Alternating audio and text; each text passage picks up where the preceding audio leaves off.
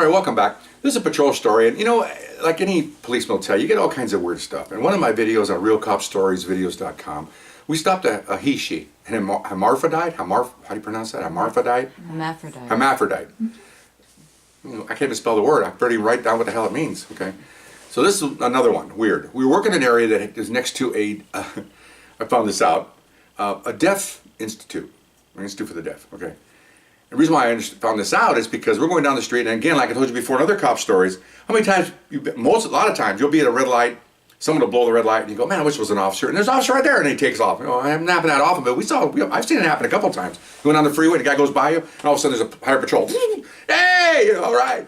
Okay, well, this is one of those things. Major street, 3 lanes each way, coming down the street, had a double yellow. Really didn't matter because you can go across the double yellow, but what happened is the car came out of this institute backwards, backing out of the driveway, and backed out into traffic. Okay, we're going west. People coming east slam on their brakes. We slammed our brakes. Another car, and everybody's looking, and the guy just backs out and doop doop doop doop down the road. And remember, we're in a marked black and white, and they're looking like, and we're all going, we got it. We take off, and I know they're all thinking, whoa, you know, because we got our red lights on. Thought, all right, you know, we saw a violator. The cops are on him. Okay, which I would think the same thing. So we're on him. Put him over. It took a while to get him over. The lights, whatever. Thought we were going to go in pursuit. He's doing about 35, but no. He finally pulled over. Get out of the car. 2 people in the car. 2 gentlemen. And get out of the car. He's just sitting there. I go, partner's not responding. I had a probationer with me, but he had some time on the job. Not responding, so, you know, go to your gun. Get out of the car. Okay. I said, oh, okay, get ready, man. He might take off. I'm trying to instruct my probationer. Something's going to happen here. Watch out. Be careful. We're standing in the back of the car. I'm hitting the trunk. Told you before, we hit the trunk, make sure nobody's in the trunk. That's part of what we do. Hit the trunk, that's clean. I'm banging on it now to get his attention. And he's looking at me, looking in the mirror, and I'm looking at him like, okay, those moments where the hair goes up, something's gonna happen. Gonna come out with a gun, who knows? Guy gets out, got his hands up. He goes, he's deaf, he's deaf. Oh, I'm thinking, are you kidding me? Okay, deaf, and he's driving a car? I guess you can, in the state of California, it doesn't matter, okay?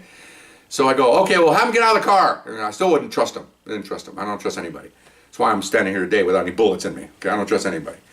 So, okay, so he leans in and he sees his hands doing this. Well, my wife took sign language, so not that I know what it means, but I can see he's not just doing this, he's doing righteous stuff. So the guy nods, he gets out like this, walk up. This guy's his friend and he's also his translator. So he's a little defiant. He's like, you know, uh-oh, okay. He's probably in his 50s, not too happy. So, you know, I started to translate. You translate? Yeah, good. I said, tell him what he did. I explained to you what he did. So he's doing this. He goes, I guess he says, I says, does that mean he says no? He goes, yeah. He says, no, that you didn't see it. You didn't see what you saw. I said, okay, well, I said, I'm going to give him a citation. Tell him that. He said, no, you can't. You didn't do it. I said, I hate arguing third party, okay? So I go, tell him that he's going to get a ticket. He almost caused an accident on 4 cars, myself included. He says he didn't do it. He's going to take you to court. I'm going to tell the judge you're picking on him because he's deaf. And I go, okay, where'd you guys come from? And he goes, oh, over there. I look, and I didn't even know it was there. It's behind a high wall, a big driveway, and an institute for the deaf. Okay, fine. I don't care where it came from. I want to know what's happening here. Okay, fine. So I said, well, just tell him I'm going to write him a ticket anyway. And boy, he wasn't happy. Those hands were flying a mile a minute. You know? And so I'm not making fun of him. I'm just saying that's what it was. Give me factual here. It just looked like he was mad in a hand way. You know, just all really rapid. And so he's like, the other guys, you can see him slower pace, you know, trying to calm him down. And so I walk back and my partner goes, whoa. I said, this guy's being a little bit of an ass. You know, I said, maybe, if, you know, okay, fine. So, and believe me, I didn't write him a ticket because of being an ass. I wrote him a ticket because he almost caused accidents and he just happened to be an ass. Okay, different way there, okay? There's a different way you go on something like that. Okay, so fine. So I finished the ticket, I put it on the hood of the car, tell him he needs to sign it. He asked me, what if he doesn't sign it? Oh boy, I said, well, tell him he doesn't sign it, he's gonna go to jail. Well, so tell him that. And he's like, because I think it's his friend, but you know, you're a bearer of bad news, right? So, his hand's going fast again. You can tell the difference because this guy's going like this, and the other guy's going like this, so obviously he's upset. Okay, so he goes, well, he says, if that's the only choice he has. I said, well, it's the only choice he has. Only choice he has. Okay, fine. Signs it.